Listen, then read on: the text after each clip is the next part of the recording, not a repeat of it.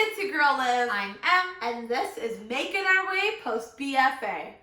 Are you new to the channel?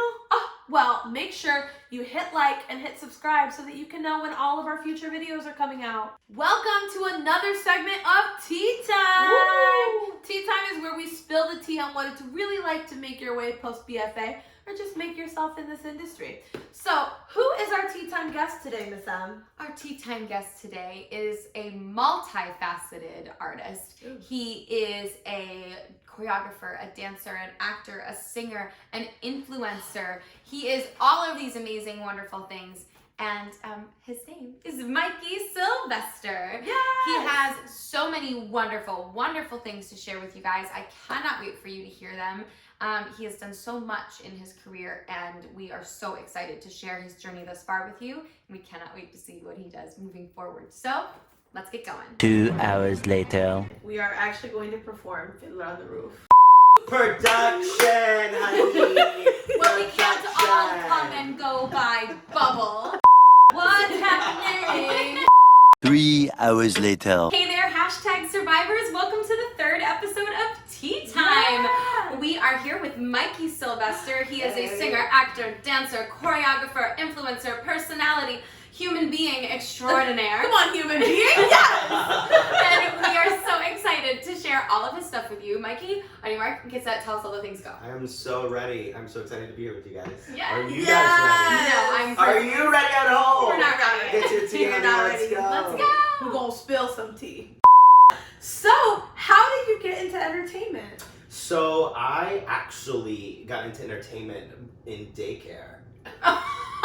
Wait, I'm sorry, like you were in daycare? So I was in daycare. My mom worked for a daycare, and a lady that also was a teacher that was one of my mom's friends, she had a theater background. So we wrote our own musical during daycare camp. We costumed, and I choreographed our own musical at the age of like 7. So, where are you from? Where was this daycare located? So I'm from Fort Worth, Texas. If you don't know where Fort Worth is, it's right next to Dallas. And the daycare was just a local daycare back home in Texas. Yeah. So, Texas has a lot of theater there, yeah? Oh yeah, we have Dallas Theater Center, which just won the Tony for Best Regional Theater yes. in 2017. Come through. Casa Manana. Tuts is also in Texas. We have brought you Broadway stars like Jay Johnson and Ahmad Simmons. Oh, come Who on. are close friends of mine. Tiffany Mann is also from Texas. Oh, So yes. Texas loves theater. So, post your daycare debut, Come on, daycare debut.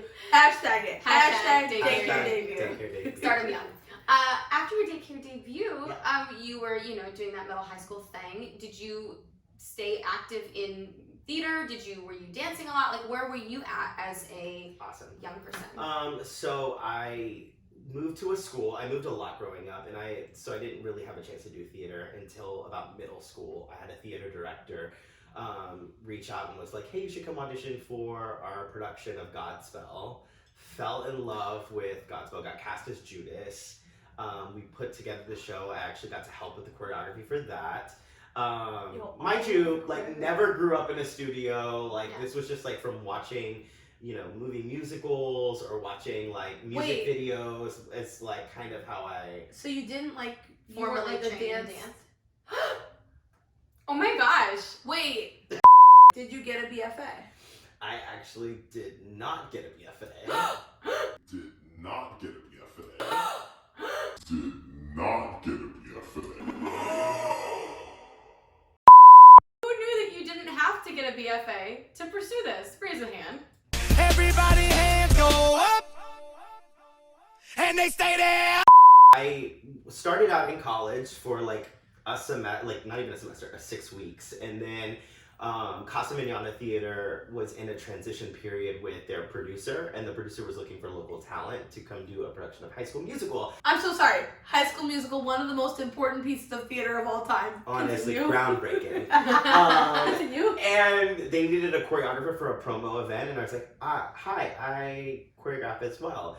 And so ended up booking the show, booking the choreography gig, and then they offered me a year-long, you're either a main stage show, choreographing a children's show, in a children's show, and I left college. That's how Sorry, Mom. magic happens. Like you were like plucked from dead. Like the universe was like, oh no, Mikey, Yeah. you need to come over here. Yeah, and just trusting your intuition that like your spirit will guide you in the right direction, and it did. So. Yeah. So you were like, bye college, see you later, and you were working at Casa Manana. Then what? What was next? Did you stay working regionally in Texas? Did you travel around? Like, what was like? What was your plan? So there was no plan. I love that. Yeah, so I started working for Casa, was working with people like Josh Rhodes. Shout out to Josh Shout out to Rhodes. Josh Rhodes. He gave me a job and taught me how to do like a soda boss. Yeah. I didn't even realize you like worked with him. Yes. I said, of course, everybody in the industry has worked together. We He was love. the choreographer of Bo. Shout out if Shout you've out heard to of Bo. Bo The musical. music is so good. If you haven't heard Flat. it, you need to go download it right now on iTunes, Spotify, and Apple Music. Come on, plug. Super fan. Love it, Douglas. I look deep in the mirror. Back to who you've worked with. Yes. You said you had worked with Josh Rhodes. So I worked with Josh Rhodes, Casey Cushion, Eric Woodall cast me in a West Side Story production. Come on, Eric And, Woodall. Wait. yeah. He went on to work with Tara Rubin Casting, so and now I think he's like a creative an, artistic director. Artistic director at for the theater. North Carolina Theater. Yeah. Shout out. So It's Eric Woodall. I utilized every opportunity that was being brought into the in-house theater to get like my points, to learn from the professionals, and to honestly use that as my college to learn what the business was like, how we put up a show in 7 days. We learned the show in 7 days, go into tech for 3, and then we're up for a week and close. A total of like 3-week process. So that taught me in itself like how the discipline of like learning a show in that Amen. short amount of time. I'm stressed hearing that. I really am. It's amazing what the mind will do, though. It's those really, especially in those situations. kinds of situations, exactly. So I want to talk about your transition to New York. Like, and I'm talking transition like as a human who was not living in New York. Where did you move to? How did you move? When did you move? I don't even know. Go. Yeah. So I actually lived in the city back in 2011 for a limited engagement. I moved up here, was super young, and wanted to give my shot and see if this was the place for me. And it was, but it was just not the right time. So I ended up moving back about 6 to 7 months later. And through that, knew what it took now to live in the city, but I just wasn't there yet. Right, it's a lot. It's a lot. So I continued working locally at the regional theaters, and then I moved to LA for a little bit. I actually lived in LA for 3 years. What did you do in LA? So I moved out to LA to work with Todrick Hall. I toured with him for about 2 years. I was in his music videos, helped PA them, costume them. I helped record background vocals for them as well. I'm actually in his docuseries that was on MTV. Wait. I remember seeing you Yeah. in his Yeah. docuseries. Cause okay. So Absolutely. you were working with Todrick in So I was LA. out there and learned a lot. Got to perform on the MTV Movie Awards. And it was really, really great and amazing. And I learned a lot about TV and film world, which was like completely new to me. I had never done anything like that before. I did not take a class. I did, once again, like the universe positioning me and putting me somewhere to like learn something to carry along the way of my journey. Yeah. I'm so inspired. So keep going. And so the journey through that led me back home for a little bit to kind of like regroup, get my life together, and realize where I wanted to go, because I was, pouring into an incredible artist, his journey, and needed to focus on mine. So I ended up moving back to New York. And this time it's just been better than ever. And I believe that everything that I had done up until that point created the space and the opportunity and the self-belief for me to be able to be here today and to be focused and driven. So, Oh my God. yeah. Wow. Wait. So like, how did you meet Todrick Hall? This isn't even. I'm not even on camera. How did you meet Todrick Hall? He's from Texas. Everybody's from Texas. List everyone who's from Texas. So I worked with Pentatonics from Texas, Alyssa Edwards from Texas, Asia O'Hara of RuPaul's Drag Race again, Texas, Kennedy Davenport, Texas, Todrick Hall, Texas. I could keep going. Do you want me to keep going? You We're all from Texas! Olivia Griffin. I'm from Texas. It's kind of I'm like from Texas. it's kind of like the Michigan kids that are all on Broadway, and it's Yeah. like, where are you from? Where'd you go to school? And they're like, Michigan. I'm from Michigan. Yeah, we both are from Michigan. We have also worked with lots of really cool people like each other. You were in Detroit at the right moment. Aretha was there. So you talked about like, you know, NYC and then leaving and back and, you know, in LA. When you finally were, even when you first transitioned to NYC, what were things as like just a human being that met your expectations? What surprised you? How was that transition just as a person, not necessarily as a performer? I feel like the first time I tried to move, there were a lot of obstacles that like I wasn't ready for, financially, mentally, physically. It was just like, it felt like it was like a climbing uphill battle, but that I was like not ready for. And then this second time when I moved, I mean, it was just like the universe was just like in one accord with me. I like saved up my money from a contract, filed my taxes in November late, and used that money as well to move up to the city with like $3,000 in my bank account. And I put down 1,000 of it on an apartment that I found on, it used to be Gypsy Housing. And Was it Ghost? Ghost light housing. Yeah, I think it's called Ghost. I said Ghost. Ghost The musical. And the really amazing thing was that when I posted that I was moving and that what I was looking for, every person that I'd ever done a regional theater contract with, and there's quite a few, started vouching on that thread and tagging all of their friends, and were like, give this baby a home, he's finally coming to New York. And like really like my community showed up for me, started tagging me, and the doors opened. It was a room. I haven't moved. I haven't had to sublet. I've lived in the same apartment. And then I started at my job orientation the next day.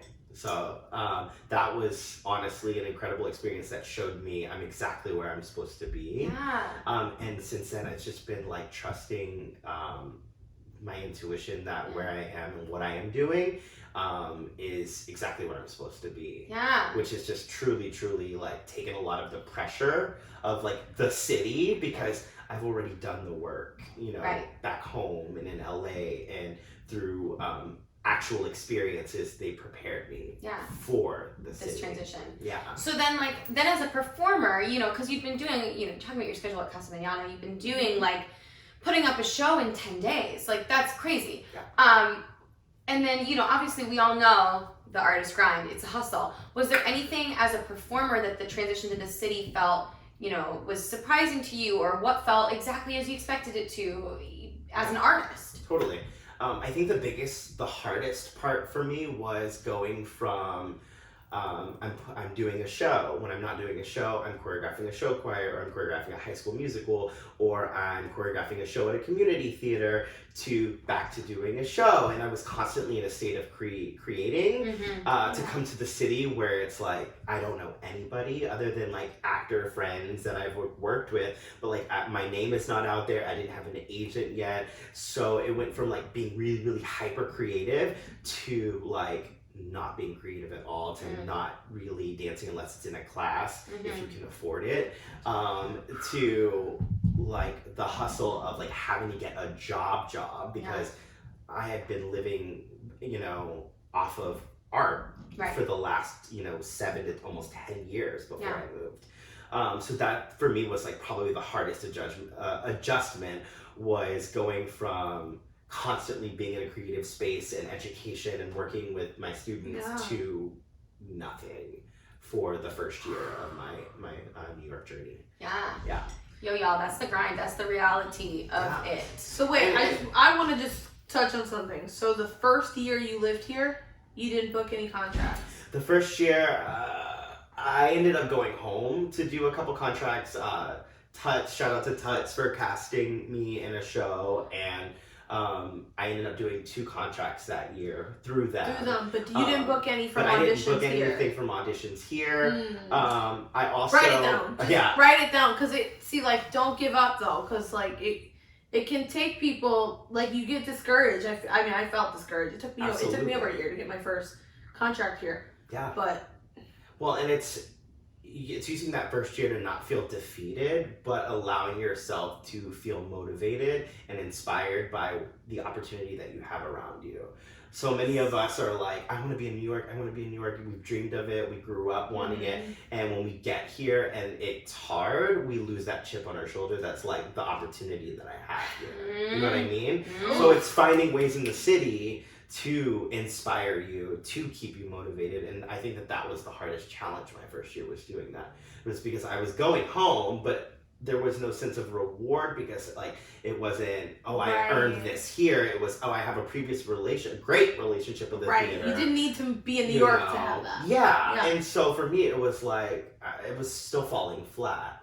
But through that first year of persistence, I used that year to get a job, learn how to take care of myself in the city, which are human things that sometimes as artists we forget, because we're like, go, go, go, I gotta be at this audition, I gotta be at the gym, I have to be in so-and-so's class, and we forget, like, first year, get on your feet. Get on your feet.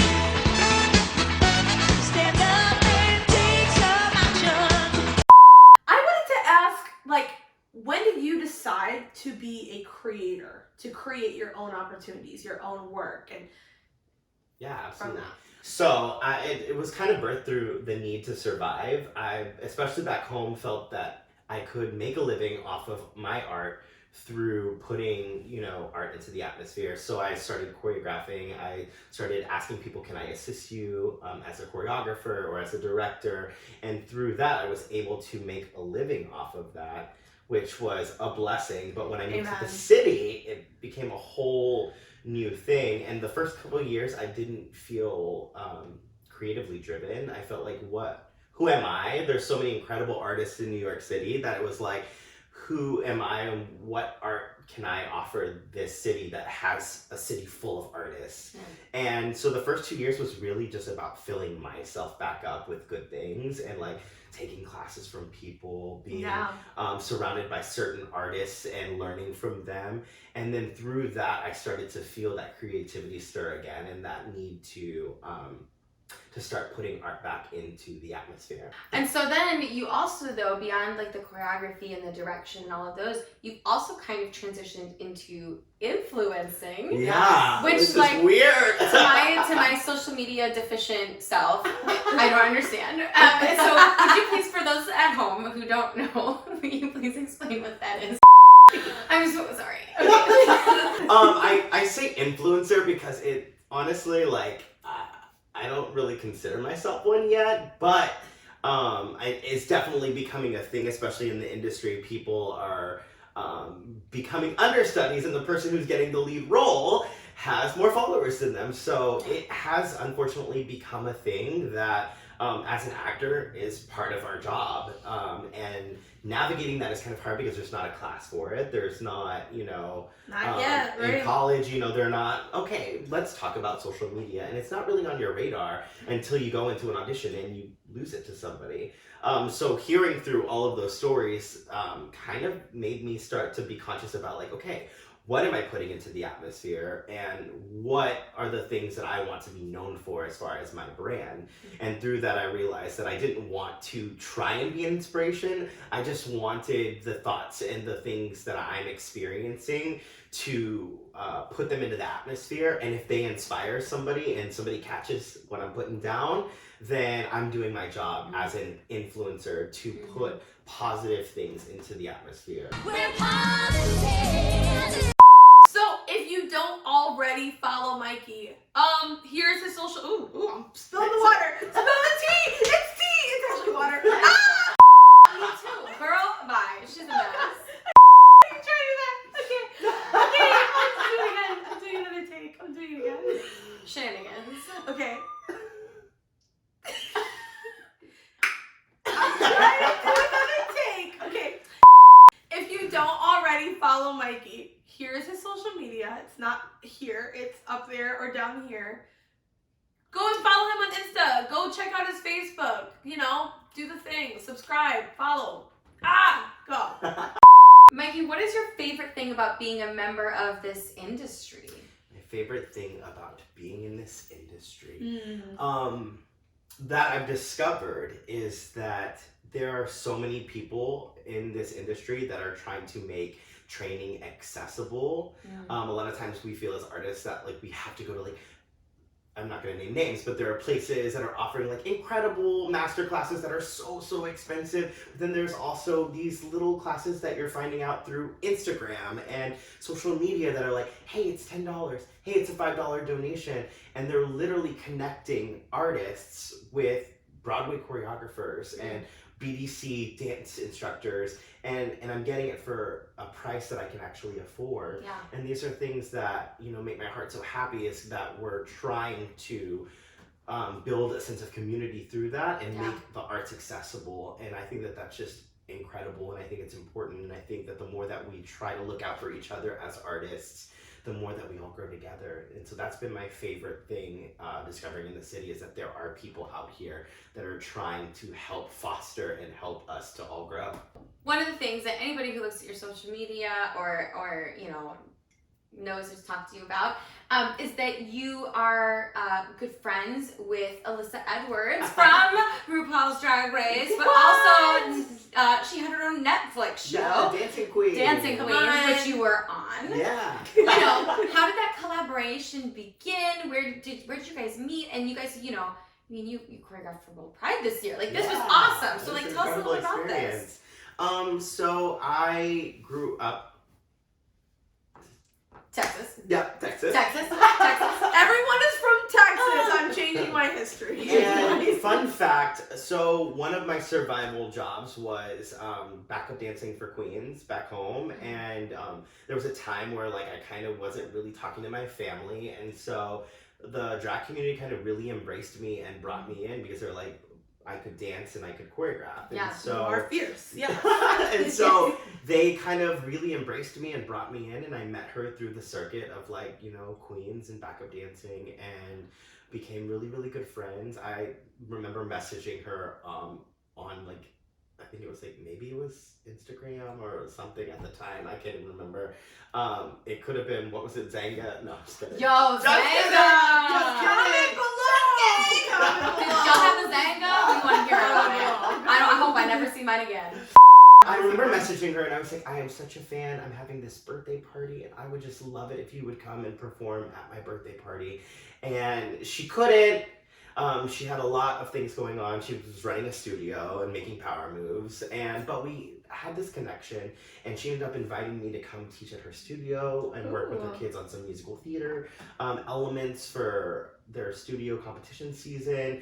And she ended up adopting me and bringing me into her family as House of Edwards. So I'm Mikey Edwards is my performer House of Edwards name. Yes. And she just really became a mentor and a mother for me, and opened up a lot of opportunities for me. I backup danced in one of her music videos on Dancing Queen, and I've assisted her at RuPaul's Drag Race DragCon. She's also performed at Caroline's on Broadway, in which I've assisted her on that as well. And she's just really been opening up a lot of doors and avenues for our family to become mainstream as well. So it's been a beautiful friendship that has blossomed, and she's making incredible power moves that continue to not only inspire me, but inspire the world at this point. True. So Absolutely. it's really cool. Oh, that's amazing. Yeah. That's so amazing. And then you were so famous this summer. Yes, World Pride. That was an incredible experience. She just threw my name in a bucket. They called me, and I listed kind of like all the things that I had done previously on my resume, sent some videos of me choreographing. And then they offered me the contract. Luckily this past year I got representation. Shout out to CESD, talent agency, for scooping me up. And I called my agent right away and I was like, you'll never believe this, but Smirnoff, like the company, the head of their department for the project called me, and they want to offer me a job choreographing for World Pride for the official Smirnoff float for Alyssa Edwards, and I have no clue what to ask. And so Sophia and I sat down and we like mapped out a plan. I gave her all the specs. I like told her I would cast my friend. I wanted to cast my friends, but I would also cast a couple CAST dancers so I could like throw some money back to them. Amen. Come on. And she helped me write out a contract for each one of my friends to get paid a beautiful amount of money Yes. to get to do what we love. Yes. And made sure that I was covered as a choreographer and as a dancer, that we had rehearsal space, that we had all of the things that I needed to be a real choreographer. Yes. Oh my gosh. And do my job for Smirnoff, which was amazing. a dream come true. They were an Wow. incredible company to work with. It was World Pride. It was like my first Pride in New York City as well. So there was a lot of special moments, and to get to do it with one of my best friends was one of the most surreal universe, right place, right time affirmations that I've ever experienced. Yes. So Mikey's a star, Like absolute star. a star, and so like holy like I just don't. I feel like I need to go like write a novel, run a marathon. So one of my favorite questions to ask in said tea times, meaning what we're doing right now, the tea time interview. I'm great at this. If you had some advice to give like young Mikey, pre-New York, even pre-LA Mikey, young Mikey, if you had advice to give him, knowing everything you know now, what would that advice be? I think I would go back and say that comparison is the thief of joy, and that when Broadway happens for you, if it happens for you, it's going to be exactly what it's supposed to be, and to not rush the process, and that's a process that's different for each and every one of us. So not allowing myself to compare myself to others, which is a struggle, would be the first and foremost thing. Also, community. We were created for community, so lean on your friends and do not be afraid to ask for help along the way. And to believe in yourself, because no matter what obstacle is in front of you, you are going to overcome it. Okay. Mikey, thank you so much for joining us today. We've learned a lot, and you've given us such wonderful nuggets. And survivors at home, I hope you were taking notes and sipping the tea along with us for this interview. Hashtag survivors. Yes. Hashtag survivors. Hashtag survivors. Mikey, what should the hashtag survivors do now? Should they just like close the video and be done with it, or Absolutely not. No. You should like, Yes. subscribe, Yes. and if you're really a true fan, you will share the video. Yes! Hashtag true fans. Y'all, I'm still inspired, and the interview's done, but I'm not over it. my mind is stirring, as we like to say. as My the people mind like is to say. studying. Like, It's an inside my joke. mind is stirring. It's an inside joke. And I don't even know. I don't have any words anymore, so let's just do the thing. Thank you so very much for watching. This has been Making Our Way Post B.F.A. I'm M. And I'm Liv. Now hit like, hit subscribe, and share this video, because Mikey's story deserves to be shouted from the rooftops, and we want to make sure we do that. Hashtag survivors. Without further ado, I think it's time to get on your feet. Get on your feet. Stand up and make it happen. Get on your feet. Stand up and make it happen. Corona, no hugging. No hugging.